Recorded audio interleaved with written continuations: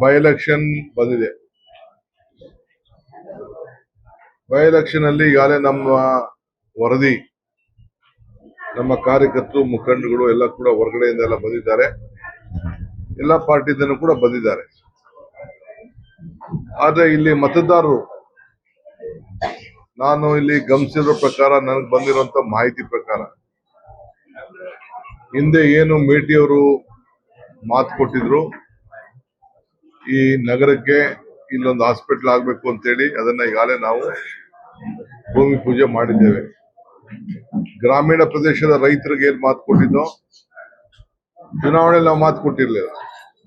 ಬೊಮ್ಮಾಯಿಯರವರು fail ಆಗಿದ್ದು, ಅದನ್ನ ಅವ್ರಿಗೆ ನಾವೀಗ ಕನ್ಸೆಂಟ್ ಅವಾರ್ಡ್ ಕೊಟ್ಟು ಅದು ಕೂಡ ಈಗಾಗಲೇ ಚಾಲನೆ ಮಾಡಿ ಚೆಕ್ ಕೊಡುವಂತ ವ್ಯವಸ್ಥೆಯನ್ನು ನಾವು ಮಾಡಿ UKP 3ಗೆ ಮಾಡ್ಲಿಕ್ಕೆ ಅಸೆಂಬ್ಲಿ ಕೂಡ ಒಂದು ನಿರ್ಣಯವನ್ನ ಗೇಟ್ ರೈಸ್ ಮಾಡ್ಲಿಕ್ಕೆ ನಾವು ಮಾಡಿದ್ದೇವೆ.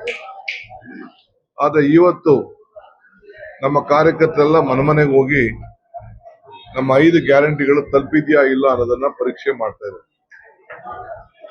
ಅದನ್ನ ವಿರೋಧ ಪಾರ್ಟಿಯವರು ಟೀಕೆನೂ ಮಾಡ್ತಾ ಇದ್ದಾರೆ. ಆದ್ರೆ 5 ಗ್ಯಾರಂಟಿಗಳು ಇವತ್ತು ಎಲ್ಲರೂ ಕೂಡ ಮಾಹಿತಿ ತೆಗೆದುಕೊಂಡಾಗ, ನಾವು ಹಿಂದೆ ಬಿಜೆಪಿಗೆ ಹಾಕಿದ್ದು ನಮ್ಗೇನು ಸಹಾಯ ಆಗಿರ್ಲಿಲ್ಲ, ಆದ್ರೆ ಮುಂದಕ್ಕೆ ನಿಮ್ಮ ಋಣವನ್ನ ತೀರಿಸ್ತೇವೆ ನಾವು ಅಂತೇಳಿ 5 ಗ್ಯಾರಂಟಿ ಪಡ್ಕೊಂಡಂತ ಎಲ್ಲ ಜನ ಉಪಕಾರ ಸ್ಮರಣೆಯನ್ನ ತೋರಿಸ್ತಾ ಇದ್ದಾರೆ. ಇದು ನಮ್ಗೆ ಅತಿ ಹೆಚ್ಚು ಸಂತೋಷವನ್ನ ತಂದಿದೆ. ಬಾಗಲಕೋಟೆ ನಗರದಲ್ಲಿ ಇರ್ಬೋದು, ಇಲ್ಲ ಬೇರೆ ದಾವಣಗೆರೆ ನಗರದಲ್ಲಿ ಇರ್ಬೋದು, ಹಳ್ಳಿ ರಾಜಕಾರಣ ಬೇರೆ, ಆದ್ರೆ ನಗರಗಳಲ್ಲೇ ಜನ ಒಂದು ದೊಡ್ಡ ಬದಲಾವಣೆಯನ್ನ ಇವತ್ತು ನಮ್ಗೆ ತೋರಿಸ್ತಾ ಇದ್ದಾರೆ. ಅದಕ್ಕೆ ನಾನು ಎಲ್ಲ ನಮ್ಮ ಮತದಾರರಿಗೆ, ಕಾರ್ಯಕರ್ತರಿಗೆ, ಅವರೆಲ್ಲರೂ ಕೂಡ ನಾನು ಅಭಿನಂದನೆ ಸಲ್ಲಿಸಲಿಕ್ಕೆ ನಾನು ಪ್ರಯತ್ನವನ್ನು ನಾನು ಮಾಡ್ತೇನೆ. ಇವತ್ತು ಕೇಂದ್ರ ಸರ್ಕಾರ ಒಂದು ಕಷ್ಟ ಕಾಲದಲ್ಲಿ ಜನರ ಸಂಕಟಕ್ಕೆ ನಿಂತ್ಕೊಳ್ಬೇಕಾಗಿದೆ. ಇವತ್ತು ನಾವು ಗ್ಯಾರಂಟಿ ಯಾಕೆ ತಂದು, ಬೆಲೆ ಏರಿಕೆ ಆಗ್ತಿರೋದ್ರಿಂದ, ಬೆಲೆ ಏರಿಕೆ ಗಂಗನಕ್ಕೆ ಹೋಗ್ತಾ ಇರೋದ್ರಿಂದ ಬೆಲೆ ಏರಿಕೆಯನ್ನ ತಪ್ಪಿಸ್ಬೇಕು, ಅದರಿಂದ ಆಗ್ತಾ ಇದ್ದ ನಾಗರಿಕರಿಗೆ ತೊಂದರೆ ಆಗ್ಬೇಕು ಅಂತೇಳಿ ಈ 5 ಗ್ಯಾರಂಟಿಗಳನ್ನ ನಾವು ತಂದು ಅವ್ರಿಗೆ ಸಮಾಧಾನವನ್ನ ಮಾಡಿ, ಸರಾಸರಿ 4,000 ರಿಂದ 5,000 ರೂಪಾಯಿ ಅವರ ಮನೆಗೆ ವಿವಿಧ ರೀತಿಯಲ್ಲಿ ವಿದ್ಯುತ್ ಶಕ್ತಿ ಇರ್ಬೋದು, ಅನ್ನಭಾಗ್ಯ ಇರ್ಬೋದು, ಇಲ್ಲಾಂದ್ರೆ ಶಕ್ತಿ ಇರ್ಬೋದು, ಗೃಹಲಕ್ಷ್ಮಿ ಇರ್ಬೋದು, ಇವೆಲ್ಲತ್ರಲ್ಲೂ ಸರಾಸರಿ ಒಂದು 4,000 ರಿಂದ 5,000 ರೂಪಾಯಿ ಅವರ ಅಕೌಂಟ್ಗೆ ನೇರವಾಗಿ ಅವ್ರಿಗೆ ಅನುಕೂಲ ಆಗುವಂತ ವ್ಯವಸ್ಥೆ ಇವತ್ತು ನಾವು ಮಾಡ್ಕೊಂಡು ಬಂದಿದ್ದೀವಿ. ಕೇಂದ್ರ ಸರ್ಕಾರ ಇವತ್ತು ಪ್ರಜಾವಾಣಿಯಲ್ಲಿ ಒಂದು ಆರ್ಟಿಕಲ್ ಇದೆ, ನೀವು ನೋಡಿದಿರಿ. ಪ್ರಜಾವಾಣಿಯಲ್ಲಿ ನೇರವಾಗಿ ಫ್ರಂಟ್ ಪೇಜ್ ಅಲ್ಲಿ ಹೇಳ್ತಾರೆ, ಕೇಂದ್ರ ಸರ್ಕಾರ ಏನು ಕೊಡಬೇಕಾಗಿತ್ತು ಹಣ 15,583 ಕೋಟಿ ರೂಪಾಯಿನ ಕೊಡ್ಲಿಲ್ಲ ಈ ಬಜೆಟ್ ನಿನ್ನೆ ಆದ್ರೂ ಕೂಡ ಅಂತೇಳಿ ಎಲ್ಲ ಮಾಹಿತಿಯನ್ನ ಪಡ್ಕೊಂಡು ನಮಗೆ ಏನು ಒಂದು ಪೇ ಕಮಿಷನ್ ಅವರು ಇದನ್ನ ಕೊಡ್ಬೇಕು ಅಂತೇಳಿ ನಮ್ಗೆ ಮಾತು ಕೊಟ್ಟಿದ್ರು. ಆ ಮಾತು ಪ್ರಕಾರ 15ನೇ ಹಣಕಾಸಿನ ಆಯೋಗ ಶಿಫಾರಸ್ ಏನ್ ಮಾಡಿದ್ರು, ಆ ಶಿಫಾರಸ್ ಪ್ರಕಾರ ಕೊಡ್ಲಿಲ್ಲ ಅಂತ ಅವರು ಈಗಾಗಲೇ ಮಾಧ್ಯಮದಲ್ಲಿ ಪ್ರಕಟಣೆ ಆಗಿದೆ. ಇವತ್ತಿದ್ದ ಬೆಲೆ ಎಲ್ಲ ಜಾಸ್ತಿ ಆಗ್ತಾ ಇದೆ, ಎಲ್ಲಾ ಬೆಲೆಗಳು ಜಾಸ್ತಿ ಆಗ್ತಾ ಇದೆ. ಇದು ಎಲ್ಲ ನಾಗರಿಕರು ತೊಂದರೆ ಆಗ್ತಾ ಇದೆ. ಮನೆ ಕಟ್ಟೋದ್ರಿಂದ ಹಿಡಿದು ಮನೆ ಪೆಟ್ರೋಲು, ಡೀಸೆಲ್ ಒಂದೇ ಅಲ್ಲ, ಗ್ಯಾಸ್ ಒಂದೇ ಅಲ್ಲ. ಬಿಡಿ, ಗ್ಯಾಸ್ ಹೋಯ್ತಿಗೆಲ್ಲ ಸೀಮೆಣ್ಣೆ ಹುಡುಕ್ಬೇಕು, ಸೌದೆ ಹುಡುಕ್ಬೇಕು. ಸೌದೆ ಭಾಗ್ಯ ಕೊಟ್ಟಿದ್ದಾರೆ ಈಗ, ಅದನ್ನೆಲ್ಲ ಹೋಯ್ತು. ಅಚ್ಚೇ ದಿನಾನು ಹೊಂಟೋಯ್ತು, 15 ಲಕ್ಷನೂ ಬರ್ಲಿಲ್ಲ. ಇವೆಲ್ಲ ಇವತ್ತು ಮತದಾರರಿಗೆ ನಾವು ಬಿಜೆಪಿಯವ್ರಿಗೆ ಇದನ್ನ ಪ್ರಶ್ನೆ ಮಾಡ್ಬೇಕಾಗಿದೆ. ಯಾಕೆ ಅಚ್ಚೇ ದಿನ 15 ಲಕ್ಷ ಕೊಡ್ತೀನಿ ಅಂತ ಹೇಳಿದ್ರಲ್ಲ, ಕೊಡ್ಲಿಲ್ಲ, ಕೊಟ್ಟ ಮಾತು ನೀವು ಉಳಿಸ್ಕೊಳ್ಳಿಲ್ಲ, ಅಚ್ಚೇ ದಿನ ಏನಾಯ್ತು? ಈಗ ಇವತ್ತು ಏನು ಈ ಬೆಲೆ ಏರಿಕೆ ನಡೀತಾ ಇದೆ, ಇದು ಏನಾದ್ರು ಬೆಲೆ ಏರಿಕೆಯಿಂದ ನಿಮ್ಗೆ ಏನಾದ್ರು ಅನುಕೂಲ ಆಗ್ತಾ ಇದೆಯಾ ಅನ್ನೋದೆಲ್ಲ ಕೂಡ ಪ್ರಶ್ನೆ ಇವತ್ತು ಜನರಿಗೆ ನಾವು ನಿಮ್ಮ ಮುಖಾಂತರ ಕೇಳಬೇಕಾದಂತ ಪರಿಸ್ಥಿತಿಯಲ್ಲಿ ನಾವು ಕೂತಿದ್ದೇವೆ. ಮಂದಟ್ ಮಾಡುವಂತ ಕೆಲಸ ನಮ್ಮ ಕಾರ್ಯಕರ್ತರು ಮಾಡ್ತಾ ಇದ್ದಾರೆ.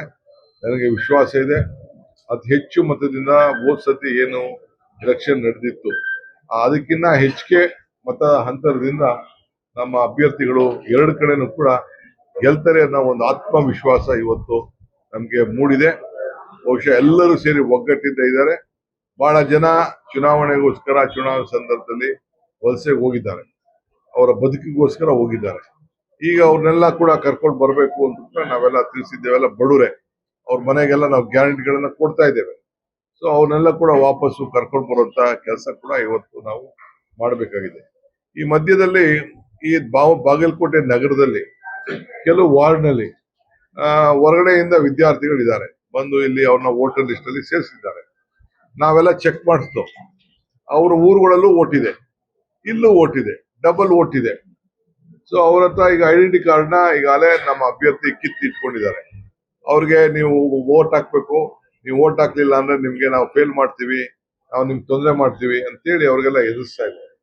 ನಾನು ಈಗಾಗಲೇ ನಮ್ಮ ಸುನೀಲ್ ಪಾಟೀಲ್ ಅವ್ರಿಗೆ ಹೇಳಿದ್ದೇನೆ, ಡಿಸಿಗೆ ಕಂಪ್ಲೇಂಟ್ ಕೊಡಬೇಕು ಅಂತ. ಯಾರು ಡಬಲ್ ವೋಟ್ ಇದೆ ಅಂತದೆಲ್ಲ ನಾವು ಈಗಾಗಲೇ ಅದಕ್ಕೆಲ್ಲ ನಾವು ಒಂದು ದೊಡ್ಡ ಟೀಮೇ ಇಟ್ಟಿದ್ದೀವಿ. ಅವ್ರವ್ರ ಊರಲ್ಲಿ ವೋಟ್ ಇಟ್ಕೊಂಡಿರೋದು ಇಲ್ಲೂ ವೋಟ್ ಹಾಕಿದ್ರೆ ಬಹುಶಃ ಕಂಪ್ಲೇಂಟ್ ಕೊಟ್ಟು ಕಾನೂನು ರೀತಿ ಅವ್ರನ್ನ ಬಂಧಿಸಕ್ಕಾಗ್ತದ ಏನು ಅನ್ನೋದು ಕೂಡ ನಾವು ಇದರ ಬಗ್ಗೆ ಆಲೋಚನೆಯನ್ನ ಮಾಡ್ತಾ ಇದ್ದೇವೆ. ಸೊ ನಾನು ವಿದ್ಯಾರ್ಥಿಗಳಿಗೆ ಹೇಳ್ತಾ ಇದ್ದೀನಿ, ನೀವು ಡಬಲ್ ವೋಟ್ ಇತ್ತು ಅಂದ್ರೆ ದಯವಿಟ್ಟು ನೀವು ಈ ವೋಟ್ಗೆ ಅವರು ವೋಟರ್ ಲಿಸ್ಟ್ ನ ಕಿತ್ತಿಟ್ಕೊಂಡಿದ್ದಾರೆ, ನಿಮ್ಗೇನೋ ತೊಂದರೆ ಕೊಡ್ತಾ ಇದ್ದಾರೆ ಅನ್ನೋದಕ್ಕೆ ನೀವು ಮುಂದೆ ಬರದೆ ಸುಮ್ಮನೆ ನೀವು ಗೌಪ್ಯವಾಗಿ ನಿಮ್ಮ ಮತದಾನದ ಹಕ್ಕು ನಿಮ್ ಊರಲ್ಲಿ ನೀವು ಕಾಪಾಡ್ಕೊಳ್ಳೋದು ಬಹಳ ಶ್ರೇಷ್ಠ. ಮತ್ತು ಎಲ್ಲರಿಗೂ ಕೂಡ ನಮ್ಮ ಹುಡುಗರು ಇವತ್ತು ಬೆಳಗ್ಗೆ ಓದಕ್ ಕೂಡ ಅವ್ರಿಗೆ ಹೇಳ್ತಾ ಇದ್ದಾರಂತೆ, ನೀವೇನಾದ್ರು ವೋಟ್ ಹಾಕ್ಲಿಲ್ಲ ಅಂತಂದ್ರೆ ನಿಮ್ನ ಫೇಲ್ ಮಾಡಿಸ್ತೀವಿ, ಅದು ಮಾಡ್ತೀವಿ ಇದು ಮಾಡ್ತೀವಿ ಅಂತೇಳಿ ಅವ್ರನ್ನೆಲ್ಲ ಎದುರಿಸುವಂತ ಕೆಲಸ ಕೂಡ ಇವತ್ತು ಮಾಡ್ತಾ ಇದ್ದಾರೆ. ಈ ವಿಚಾರದಲ್ಲಿ ನಮ್ದೊಂದು ಪ್ರತ್ಯೇಕವಾದಂತಹ ತಂಡನೆ ನಾನು ಇದಕ್ಕೆ ರಚನೆ ಮಾಡಿದ್ದೇನೆ.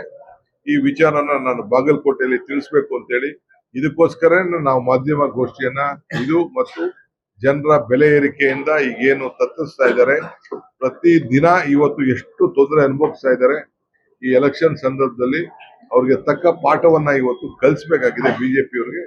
ಈ ದೃಷ್ಟಿಯಿಂದ ಈ ಒಂದು ಚುನಾವಣೆಯ ಸಂದರ್ಭದಲ್ಲಿ ನಿಮ್ಮ ಹತ್ರ ಮಾತಾಡ್ಬೇಕು ಅಂತೇಳಿ ಬಂದಿದ್ದೆ. ನಾನು ಈಗಾಗಲೇ ನಮ್ಮ ಕಾರ್ಯಕರ್ತರು ಮಾತಾಡಿದ್ದೇನೆ, ನಿಮ್ಮ ಹತ್ರ ಮಾತಾಡ್ತಾ ಇದ್ದೀನಿ. ನಮ್ಮ ಶಾಸಕರು ಎಲ್ಲರೂ ಕೂಡ ಜವಾಬ್ದಾರಿ ವಹಿಸಿದ್ದೇವೆ, ಅವರು ಎಲ್ಲ ಫೀಲ್ಡ್ ಅಲ್ಲಿ ಇದ್ದಾರೆ. ಈ ಚುನಾವಣೆ ಇಡೀ ಇಡೀ ನಮ್ಮ ಒಂದು ಏನು ಒಂದು ಒಬ್ಬ ಮುತ್ಸದ್ದಿ ನಾಯಕನ ಏನು ಒಂದು ಆಸೆ ಆಕಾಂಕ್ಷೆ ಇತ್ತು ಅದನ್ನೆಲ್ಲ ಈಡೇರಿಸಿ ಮತದಾರರಿಗೆ ಋಣವನ್ನ ತೀರಿಸುವಂತ ಕೆಲಸವನ್ನ ನಾವು ಮಾಡಿದ್ದೇವೆ. ಸೊ ನಮ್ಮ ಪಕ್ಷ ಇಲ್ಲಿ ಒಗ್ಗಟ್ಟಿನಿಂದ ಕೆಲಸ ಮಾಡ್ತಾ ಇದೆ. ಇಡೀ ರಾಜ್ಯಕ್ಕೆ ಒಂದು ದೊಡ್ಡ ಸಂದೇಶವನ್ನು ಕಳಿಸುವಂತ ಕೆಲಸ ಇವತ್ತು ನಮ್ಮ ಬಾಗಲಕೋಟೆ ಮತ್ತು ದಾವಣಗೆರೆ ಮತದಾರರು ಮಾಡ್ತಾರೆ. ಇದು ನಾನು ಈ ಸಂದರ್ಭದಲ್ಲಿ ಹೇಳಿಕೆ ಬಯಸಿದೆ. ಮಿಕ್ಕಿದ ವಿಚಾರನ